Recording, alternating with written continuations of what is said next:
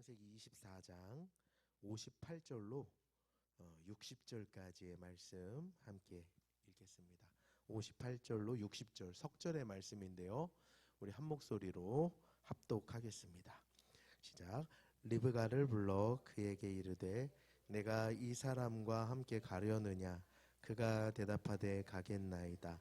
그들이 그 누이 리브가와 그의 유모와 아브라함의 종과 그 동행자들을 보내며 리브가에게 축복하여 이르되 우리 누이여 너는 천만인의 어머니가 될지어다.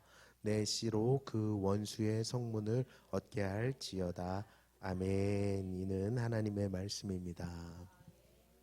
여러분, 오늘도 하나님께서 저와 여러분에게 은혜 베푸시기를 원합니다. 우리는 하나님 은혜 없이 살 수 없는 사람들입니다. 그래서 날마다 주의 은혜를 간구할 수밖에 없는데요. 이전에 받지 못했던 더 특별한 은혜가 오늘 이 시간 저와 여러분에게 임하기를 소망합니다. 여러분, 결혼을 어떻게 하셨어요? 너무 옛날 얘기라 기억도 안 나시죠? 결혼? 그 언제 했지? 생각도 잘 안 나실 텐데요. 여러분, 자녀들이 있다면 자녀들 어떤 결혼하기를 원하십니까? 분명한 건 이 가정은요, 하나님이 천지 창조를 끝내시고 가장 먼저 만드신 게 가정입니다. 그렇죠? 하나님이 처음 만드신 공동체가 가정이에요. 하나님이 손수 세우신 공동체는 이 세상에 딱 두 개밖에 없는데 가정이고 두 번째 교회예요. 그 중에서도 가정이 먼저였어요. 가정은 굉장히 특별하죠. 그래서 이 가정은요, 하나님께서 만드셨기 때문에 하나님이 디자인하신 그 모습으로 그 가정이 운영될 때 거기가 하나님 나라 됩니다. 예외가 없어요. 이건 마치 기계를 사놓고 설명서대로 작동하시죠. 여러분, 집에 있는 다양한 세탁기 다양한 기계 있는데 그 설명서대로 하지 내 마음대로 사용하지 않잖아요. 그래야 그 기계가 그걸 만든 사람의 뜻대로 디자인한 대로 잘 굴러가지 않습니까? 가정도 똑같아요. 하나님이 만드신 원칙과 하나님 세우신 법칙과 하나님 세우신 질서와 하나님 세우신 역할이 있어요. 그걸 벗어나면 거기는 절대로 하나님 나라 될 수 없습니다. 또 하나님의 원칙대로 우리 가정이 서가면 모든 가정이 하나님 나라 되는 거예요. 여러분, 이 사실을 믿으세요?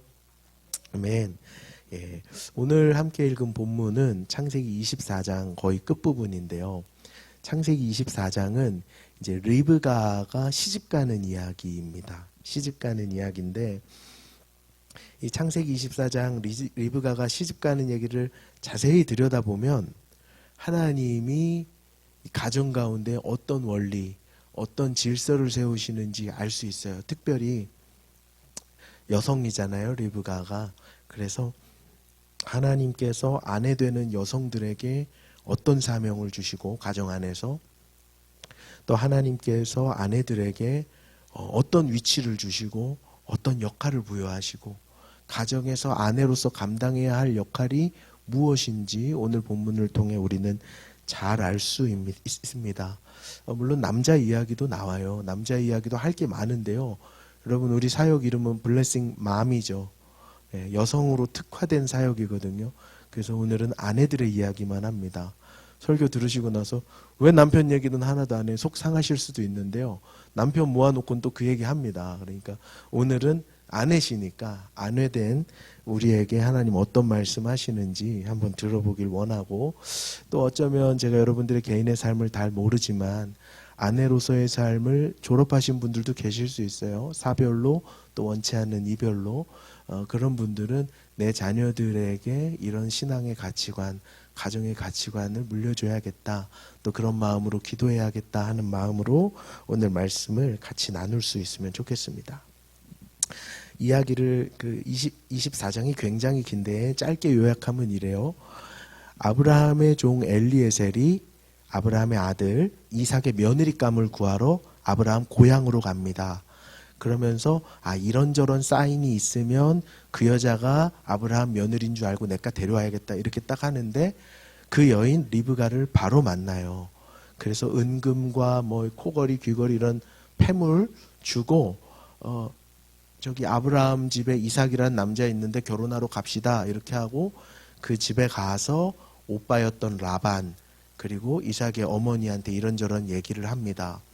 그러니까 이 말하자면 친정 식구들이 듣자 하니까 이거 하나님 사인인 건 알겠는데 아니 생전 처음 보는 사람이 와가지고 오늘 당장 내 딸 달라 그러니 아무리 하나님 뜻이라 그래도 이거 뭐 쉽지가 않잖아요. 그래서 우리 열흘만 머물렀다 보내겠습니다 이러거든요. 그러니까 이 엘리에셀이라는 사람이 아닙니다. 하나님 뜻이 확실한데 뭘 지체합니까? 당장 갑시다 이러는데 친정 식구들이 뭐라 그러냐면 제 기침을 좀 합니다. 양해해 주세요. 친정 식구들이 뭐라 그러냐면 좋아요. 그러면 리브가한테 물어봅시다.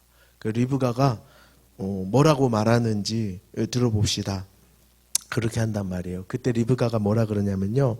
58절 한번 띄워주시겠어요? 58절 시작. 내가 이 사람과 함께 가. 그가 대답. 예, 이 리브가가 함께 가겠느냐 친정 식구들이 물어보니까 오늘 당장 가겠느냐 이거예요. 가는 건 확실한데 열흘 동안 그래도 우리에게 이별할 수 있는 말미를 주겠느냐. 이 당시에 시집 가면 그냥 진짜 가는 거거든요. 옛날에도 그랬잖아요. 시집 가면 그냥 가는 거잖아요. 그 출가 외인이 되는 거잖아요. 이때는 더 그랬는데. 근데 열흘 말미도 안 주고 당장 가겠다는 거예요. 여러분 리브가가 왜 그랬을까요? 이 대목이 우린 좀 생각해 볼 필요 있는데 왜 그랬을까요? 제가 설교 준비하면서 왜 이렇게 급하게 떠났을까 리브가 이런 생각하니까 혹시 그 집구석이 싫었을까? 이놈의 집구석 내 하루라도 빨리 떠난다 이런 생각했을까 싶기도 하고 아니면 리브가가 요새는 그런 말 쓰면은 굉장히 실례인데 노처녀였을까? 언제 결혼하나 이러고 나 언제 데려가나 이런 여인이었을까 이런 재밌는 생각도 해봤는데 그런 건 아니고요. 지금 리브가 마음 속에서 또 리브가 인생 속에서 하나님께서 리브가 인생을 아주 급하게 몰아가시는 거예요. 그리고 리브가는 그걸 깨닫고 있었던 거예요. 체감적으로 영감으로 그걸 알고 있었던 거예요. 근데 여러분 이거는 사실 어쩜 보편적인 이야기이기도 해요. 그래도 여러분 그 뭐 3, 40년 전 결혼하실 때 감정이 생각은 다 안 나시겠지만 남편분하고 결혼하실 때는 어땠어요? 그래서 세상에 이 남자밖에 없는 줄 알고 결혼하셨죠? 아니 예, 속으로 대답하세요. 속으로 예, 분위기가 굉장히 애매해지고 누군가는 듣고 있습니다 지금. 예, 남편과 가까운 분이 듣고 있어요. 남녀가 사랑에 빠지면 그래서 결혼할 뜻이 있으면 이 남자다 이 여자다 싶으면 지체할 게 없어요. 그죠? 지체할 게 없습니다. 그러니까 정말 하나님 보내주신 짝지워진 사람이다 생각하면 지체할 게 없어요. 그렇게 가는 거죠. 그리고 이 리브가 안에는 분명 우리가 이 본문을 자세히 못 읽었지만 시간상 엘리에셀이 하는 말과 행동과 사인을 통해서 하나님께서 이 사람을 통해서 지금 나를 부르신다는 확신이 있었습니다. 그리고 창세기 24장은 그걸 강조하기 위해서 엘리에셀이 이렇게 마음먹었고 이렇게 인도함 받았다는 것을 여러 번 이야기해요. 엘리에셀이 혼자 생각하는 것을 기록하고 엘리에셀이 말하는 걸 기록하고 그거를 친정 식구들한테 말하는 걸 3번 기록해요. 그러니까 창세기 24장은 그 3번의 담화를 통해서 이 일이 확실하게 하나님의 일로 진행되어 가고 있다는 것을 우리에게 들려줄 뿐만 아니라 그 일이 그 친정 식구들 안에도 하나님의 확실히 한 사인이었다는 것을 알려주고 있는 거예요. 리브가 안에 확신이 있었어요. 그리고요, 오늘 이 성경 읽어보면 또 재밌는 게 있는데 지금 이 성경 창세기 24장은 창세기 50장 중에서 가장 긴 장이에요. 절이 무려 67절까지 있는데요. 이 이야기가 굉장히 긴데 이 이야기는 굉장히 빠른 속도로 전개가 돼요. 그러니까 하나님도 뭔가 지금 급하신 것 같아요. 이 이야기가 굉장히 긴데 내용의 전개는 굉장히 빨라요. 성경 가지고 오신 분들은 24장 피셔가지고요. 눈으로 보면서 저를 따라와 보세요. 11절 보니까요. 엘리에셀이라는 사람이 고향으로 갑니다. 아브라함 고향으로 가는데 나홀의 성에 도착해요. 거기서 며느리감 찾아야 되는데 도착하자마자 리브가를 만납니다. 그죠? 지체하지 않아요. 15절 보니까 엘리에셀이 하나님께 기도합니다. 이런 여자 만나면 제가 그 여자가 하나님 보내신 사람인 줄 제가 알겠습니다 라고 기도하자마자 그 여자가 나와요. 뭐라 그러냐면 말을 마치기도 전에 그 여인이 나타납니다. 굉장히 급해요. 18절 보니까 지난주에도 언급했는데 리브가가 급히 행동합니다. 급히. 20절에도 리브가가 급하게 행동해요. 28절에 리브가가 친정집으로 달려갑니다. 33절에 친정집 가가지고 엘리에셀이 초대를 받고 음식 차려놓고 이야기를 하는데 뭐라 그러냐면 나 이 말 하기 전엔 먹지도 않겠다. 엘리에셀도 지금 급해요. 마지막으로 58절 열흘만 시간 달라. 여러분 일륜지 대사 결혼을 결정하는데 열흘이 긴 시간은 아니잖아요. 오늘 혼담이 오고 가고 뭐 열흘 뒤에 아니면은 뭐 석 달 뒤에 우리가 채비해서 보내겠어 이렇게도 할 수 있잖아요. 그런데 이 결혼이 그냥 그날 바로 진행됩니다. 그러니까 지금 분명한 건 창세기 24장은 67절 긴 말씀이지만 하나님은 이 일을 굉장히 급하게 몰아가고 계세요. 마치 리브가의 등을 떠미시는 것 같아요. 급해요. 급하게 리브가를 지금 아브라함 가정으로 떠밀고 계시거든요. 실제로 급하게 전개되고 있어요. 그리고 참 다행인 것은 우리가 지난 시간에 리브가는 하나님의 형상을 닮은 아름다운 여인이었고 거룩함을 담고 있는 여인이었고 타인을 향해서 선대와 환영의 마음을 가진 선한 마음 가진 그러니까 깨끗한 마음을 가지고 있던 리브가는 깨어 있었어요. 하나님이 나의 인생을 강하게 드라이브해서 강하게 몰아가실 때 이거 하나님 사인이다. 지금 하나님이 날 몰고 이걸 알고 있어서 순종했던 거거든요. 자, 그렇다면 여러분 이유가 궁금해요. 하나님이 리브가를 왜 이렇게 빨리 몰아가시는가? 이거 아주 중요하거든요. 여기서부터는 잘 기억하셔야 돼요. 앞에 얘기는 다 까먹어도 되는데 이게 굉장히 중요합니다. 리브가를 아브라함 가정에 이렇게 빨리 보내야 했던 단 하나의 이유가 있어요. 그리고 그게 잘 기억하세요. 아내된 여러분들의 가정에서 제1번 되는 사명입니다. 하나님이 지금 그 1번 사명 감당하라고 리브가를 아주 급하게 몰아붙이세요. 그 이야기가 어디 나오냐면요. 67절 말씀 결론에 분명하게 나오는데요. 자, 67절 한번 다 같이 읽어보겠습니다. 시작.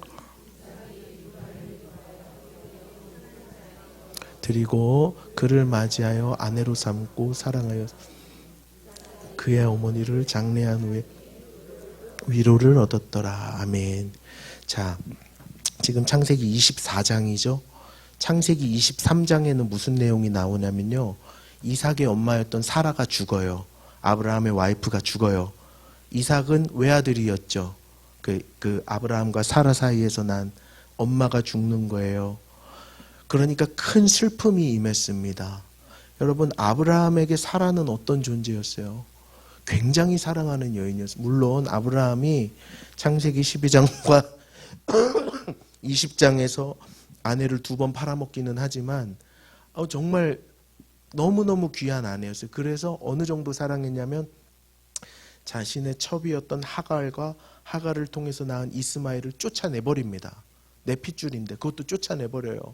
그 정도로 사라를 사랑했어요. 아브라함에겐 전부 같았던 여인. 근데 그 여인이 죽었어요. 이삭으로 볼까요? 이삭은 외아들이에요. 여러분 외아들에게 엄마가 얼마나 대단한 존재인지 아시죠? 외아들에게는요. 외아들이 출가해서도 엄마는 우주 같은 존재예요.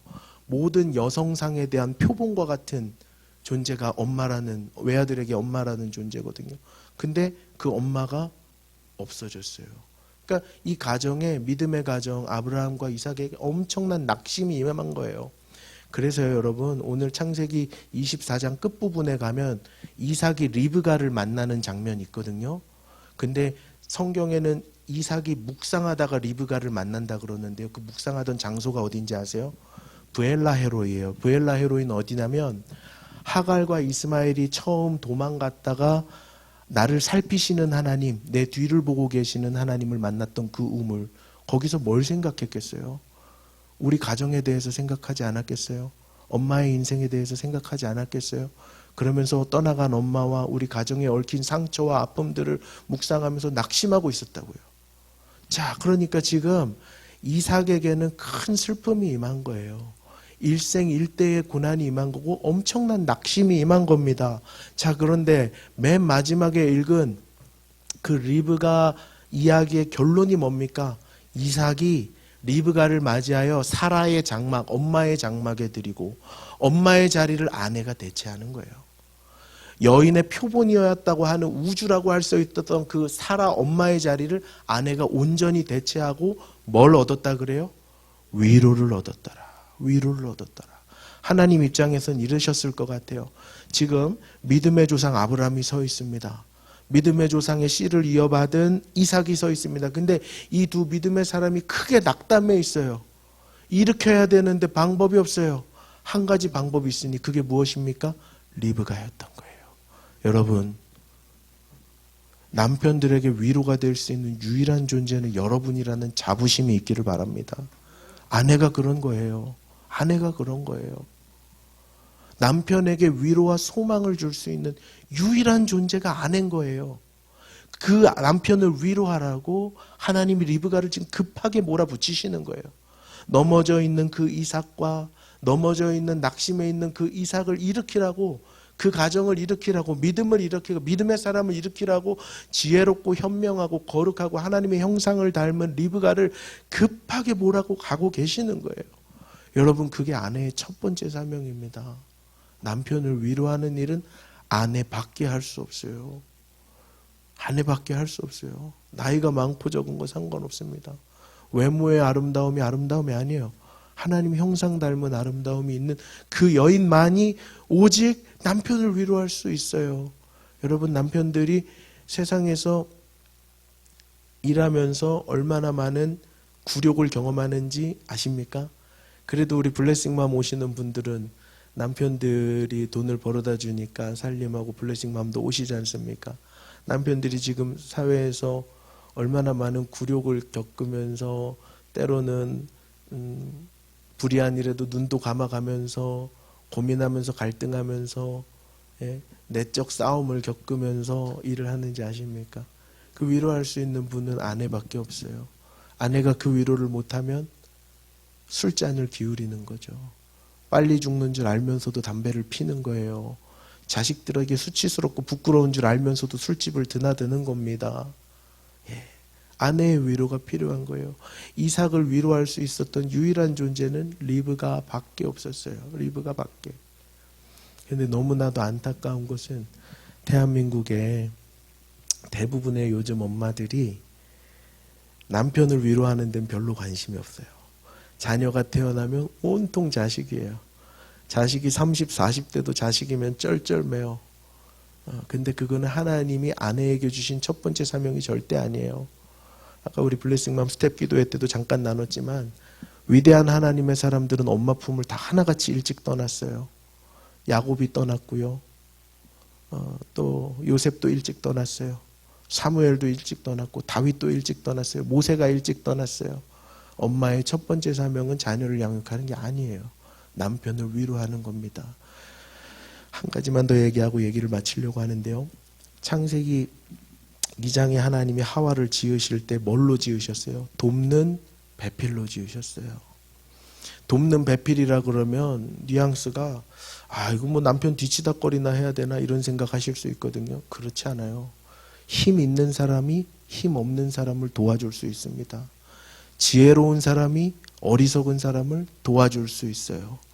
돕는 역할이 하찮고 돕는 역할이 성차별적으로 느껴지신다면 여러분, 하나님이 우리를 돕습니까? 우리가 하나님을 돕습니까?